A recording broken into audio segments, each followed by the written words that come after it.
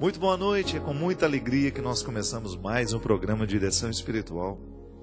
A gente sabe que na nossa vida, o desafio constante de se manter sem desistir é bravo, não é brincadeira. É mais fácil desistir. Continuar, perseverar, custa caro muitas vezes para nós. E eu sempre digo que o grande perigo na vida é quando a gente não percebe que está desistindo. Quando alguém lá no meio do jogo fala, olha, parei, não quero mais. Você sabe que ele desistiu, ele sabe que desistiu. Pediu para sair. Claramente, todos estão vendo que ele desistiu. O problema é quando você percebe que tem um jogador que não está dando mais o seu sangue, quando não está se esforçando mais, está prejudicando o time, porque nem ele mesmo percebe que já desistiu. Antes mesmo da partida terminar, mesmo estando de corpo presente no campo, ele já deixou de jogar há muito tempo. Essa é a desistência perigosa. É a desistência velada. É aquela que a gente corre o risco de fazer sem perceber que está fazendo. Num jogo de futebol, o que vai ser o problema? A gente vai jogar com um jogador a menos, que está lá meio morto no meio do campo, fingindo que está jogando. E aí o prejuízo é perder um campeonato, perder uma Copa do Mundo, como já aconteceu. Vocês se recordam quando nós estávamos disputando aquela Copa contra a França, na final? O nosso maior craque, o grande Ronaldinho, não estava em campo, muito embora estivesse lá jogando. Porque ele não estava inteiro, né?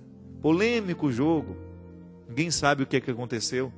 O que a gente sabe é que o Ronaldinho estava em campo, mas não estava jogando. Perder uma Copa do Mundo, a gente chora uns 2, 3 dias e passa, né? Mesmo que tem uma coisa irracional, é a gente chorar quando o nosso time perde, né? Porque o que a gente perdeu, na verdade? Claro que ganhar é bom, mas um time ali, no jogo de futebol, isso passa. Agora, quando é a vida da gente que está em jogo, essa negligência nós não podemos permitir. E mesmo que outros jogadores façam parte do jogo da nossa vida, o principal jogador é você. É você que tem que fazer a defesa, você é o goleiro, você faz a defesa, mas você também é o meio de campo e você é o artilheiro. Tem que ser o artilheiro. Tem que ser o centroavante, aquele que faz o gol. Sabe por quê? Porque nessa partida, ainda que você tenha outras pessoas jogando com você, o protagonismo é seu. E se você começa a entregar os pontos, se você começa a desistir, daqui a pouco você não tem mais condições de vencer. Por quê? Acostumou-se com a desistência, acostumou a perder. Foi abrindo mão de coisas preciosas, de situações preciosas, de pessoas preciosas, de realidades preciosas, porque não estava atento com o jogo que estava acontecendo. Sabe, minha gente, eu tenho pedido muito a Deus de me dar a sensibilidade de perceber a vida que eu estou vivendo. Eu não quero viver sem perceber a vida.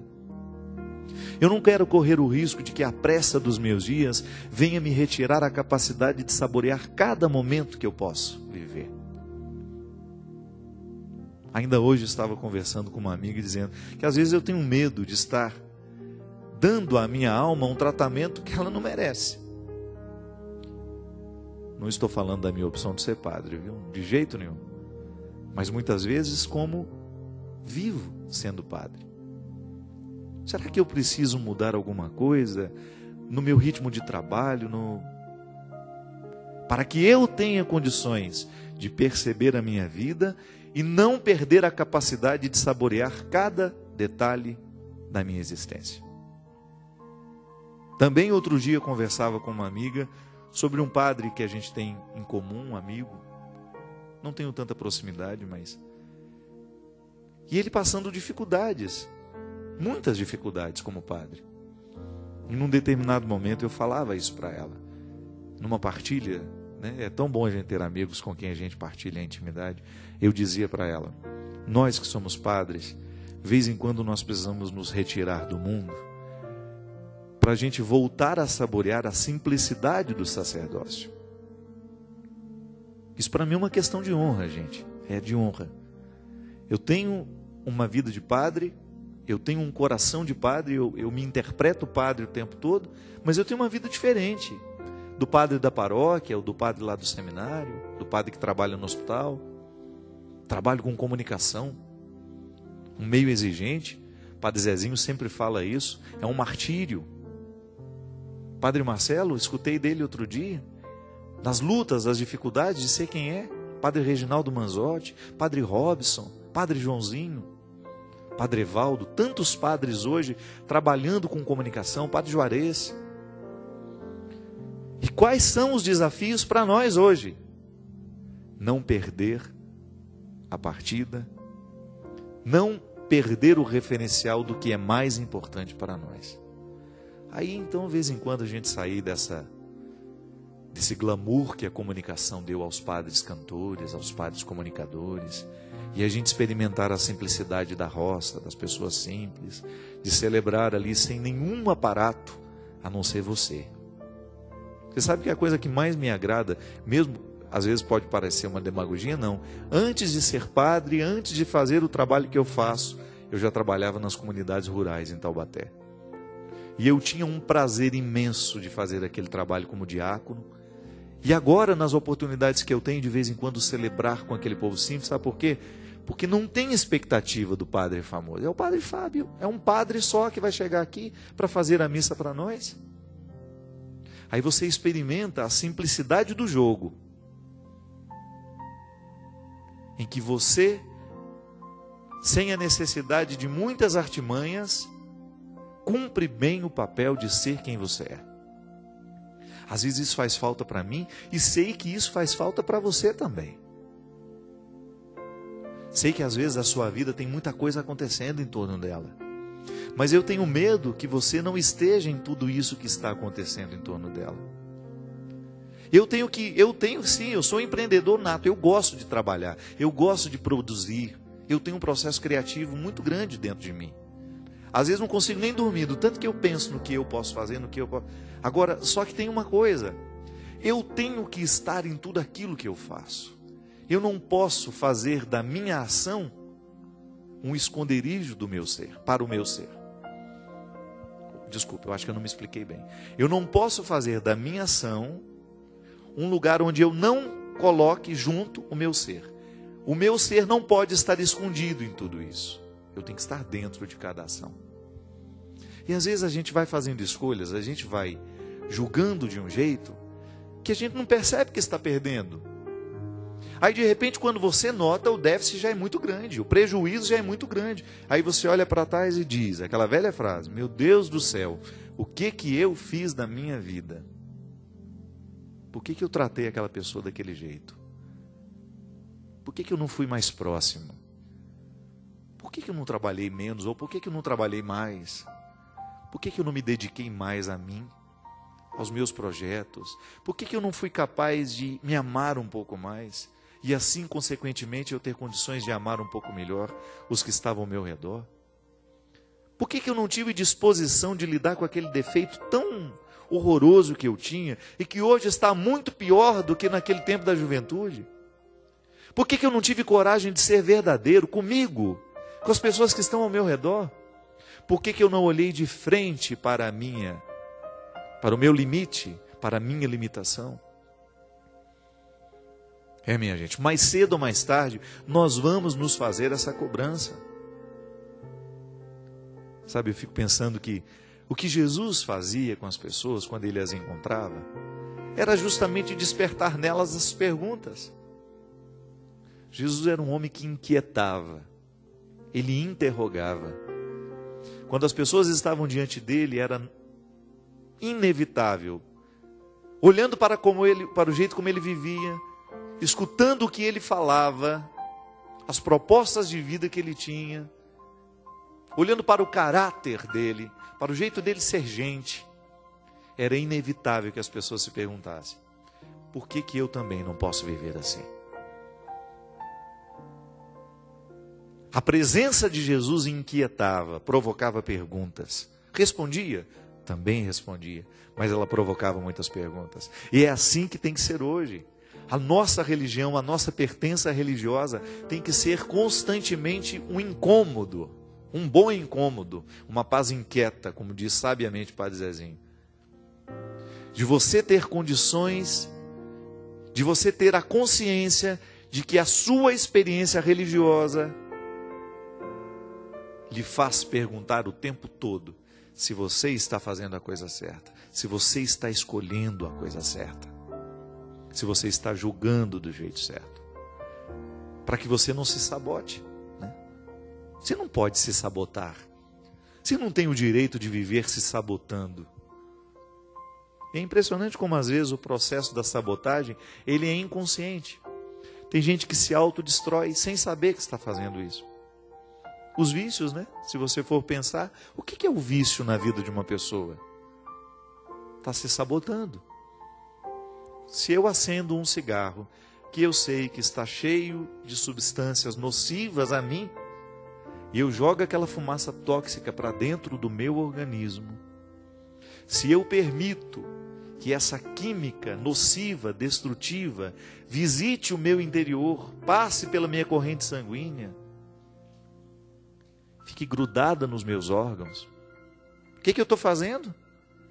Eu estou sabotando o meu sistema. É como você pegar aquele carro que você gosta tanto, que você comprou com o suor do seu trabalho, e jogar lá um ácido no tanque, ao invés de jogar gasolina. É a mesma coisa. E o pior, o carro é material. Você compra outro, trabalha de novo, compra outro, ou restaura o motor. Agora nós, muitas escolhas que nós fazemos, elas danificam o nosso funcionamento para o resto da vida. É como pegar um vírus mortal. Por que a igreja fala tanto? Tenta convencer as pessoas de viver uma vida sexual regrada, ordenada, harmonizada, com fidelidade? Porque o sexo é um canal, é um portão onde muitas doenças matam. Quantas mulheres contaminadas, pelo vírus HIV, pelo HPV também, que é um vírus terrível para a vida da mulher, que causa câncer. Quantos homens contaminados também com o vírus do HIV? Por quê? Porque fizeram escolhas erradas, porque não souberam se cuidar, porque não tiveram respeito pelos limites do corpo. Quantas pessoas com câncer? Por quê? Porque se alimentaram mal, porque não fizeram a coisa certa, porque permitiram que o estresse fosse muito maior do que deveria ser, porque é inevitável, é claro que a gente se estressa. Mas quando você eleva o estresse a níveis muito altos, quando você não cria o seu espaço para o seu descanso, para a sua reflexão, para a sua parada, você corre o risco de estar alimentando doenças. Sabotagens, minha gente, que nós vamos fazendo. O álcool. Quantas famílias sendo destruídas pelo álcool do pai, ou da mãe, ou de um irmão. Alguém na família que está sendo sabotado pela droga. É um absurdo. Você vê, hoje a gente sabe o malefício que o crack causa. Não só no psíquico de uma pessoa, mas a destruição de neurônios. O lixo que um ser humano fica depois de 1 ano usando crack. E a pessoa vai lá livremente, busca a primeira pedra, fumou a segunda, fumou a terceira e já está viciado. Mas é uma atitude livre. Pode até depois dizer, o viciado não é livre mais, porque ele está dominado pelo vício. Mas o primeiro contato com a droga foi livre. Ele foi. Ele aceitou aquilo entrar no organismo dele. Se sabotou. Quantas vezes nós nos sabotamos com sentimentos ruins, mesquinhos, ciúme. Eu tenho ciúme de tal pessoa. E aí eu começo a alimentar aquela coisa ruim dentro de mim, doentia. E porque é doentio, me adoece. Aí a gente fica amargurado. Por quê? porque você não alcançou o seu objetivo, e o ciúme mostra para você que você não alcançou aquele objetivo, de ser dono do outro ou de querer o outro para você. Inveja. Quantas vezes nós deixamos de vencer porque nós paramos na inveja que a gente tem do outro? Eu, por exemplo, admiro o Christian. Boa noite, Christian. Eu admiro que o Christian toca bem, demais na conta. Eu queria tocar igual ele, mas eu não tenho inveja do Christian. Tenho orgulho. Fico feliz de saber que ele é um menino competente, que soube desenvolver bem a musicalidade dele, que toca com muita sensibilidade. Eu não toco não, se eu sentar aqui, eu não sei fazer nem... Mas eu não me sinto, não é verdade? Eu tenho outros valores. O bom da vida é isso, é você descobrir que nós somos uma parceria. O programa de direção espiritual não é o mesmo quando o Christian não está. Estamos julgando juntos, é verdade. Estamos julgando juntos. Aqui esses meninos todos que estão por trás das câmeras aqui, todo mundo julgando junto. Se o câmera aqui quiser me sabotar, ele pode, né? Se o Christian quiser me sabotar, ele me sabota. Mas não é o nosso desejo. Nós queremos que o programa dê certo. Nós queremos que a nossa palavra, que a nossa proposta chegue até você. Para que, quem sabe, ao encontrar aí, você despejado nessa cama uma hora dessa, né? Ou já quase arriando para ir dormir no sofá, a gente possa lhe convencer de não querer a destruição, de não querer se sabotar, de não querer se destruir,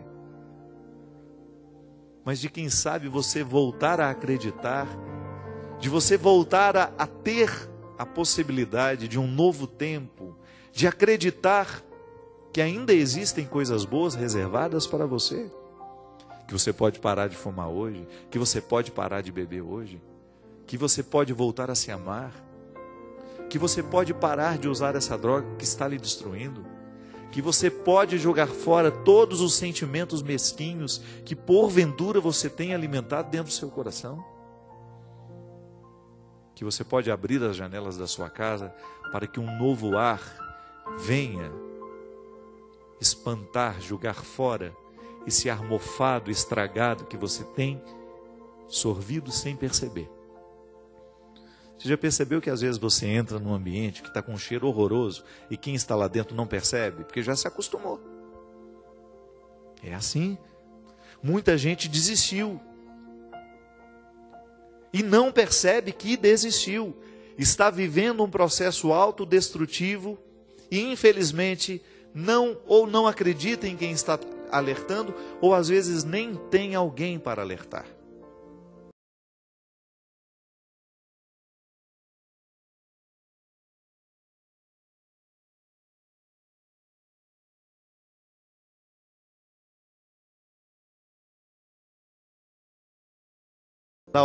Era a hora da cura. Alguém teria que jogá-lo. Ele estava há 20 e tantos anos ali naquela beirada da piscina. E olha que frase triste. Quando Jesus perguntou para ele: por que você não se joga nessas águas para você ter curado? Para você ser curado. E a frase triste: eu não tenho ninguém. A solidão. Não tenho ninguém que me abra os olhos. Não tenho ninguém que me motive. Não tenho ninguém que me encaminhe para uma mudança.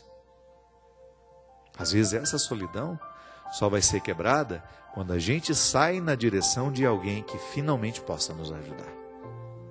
Aí procura alguém perto. Não fique sonhando com os que estão distantes, não. Ah, eu quero ser amigo do fulano de tal. Você nunca encontrou com ele. Ah, eu quero ser amigo do Antônio Fagundes. Eu acho que eu vou lá para desabafar os meus problemas com ele. Me identifico muito com a arte dele. Não. Você vai encontrar ao seu redor. A amizade tem que ser possível. É de gente que esteja próxima a você, que conheça a sua história e que tenha, ou então que tenha disposição de participar da sua história de um jeito efetivo. Eu não tenho ninguém, mas não vou fazer disso um estado de vítima. Eu vou à busca de alguém que tenha condições de fazer por mim o que sozinho eu não posso. É assim, minha gente. A vida é possível, sim. Até mesmo aqueles que hoje se sentem solitários. Você, se por acaso hoje você sente que está faltando alguém para lhe ajudar nesse processo, não reclame, não. Vá à busca, conquiste essas pessoas. Você sabe que eu posso dizer isso? Eu tenho muitos conhecidos, muitos amigos, e o grupo que faz realmente parte da minha vida, as pessoas que visitam a minha casa, que estão comigo, que participam do meu dia a dia, que ouvem as minhas mazelas, que sabem dos meus sonhos, aqueles que eu não preciso ficar publicando. Aqui que faz parte da minha vida, do meu dia a dia. Essas pessoas são muito qualificadas e eu agradeço muito a Deus todos os dias por eu ter essas pessoas na minha vida. Mas eu vou te falar uma coisa, elas foram conquistadas. Aí você pode dizer, Padre Fábio, é porque o senhor é muito conhecido. Então, não, não é não. Porque muitas dessas pessoas estão comigo muito antes de tudo isso ter acontecido na minha vida. Até mesmo antes de eu ser padre. São as pessoas que conhecem a minha verdade. Não que eu minta para você aqui, não. Estou falando das minhas mazelas. E eu faço questão de contá-las, sim. Sou um homem público e faço questão de contar as mazelas que eu tenho. Sabe por quê?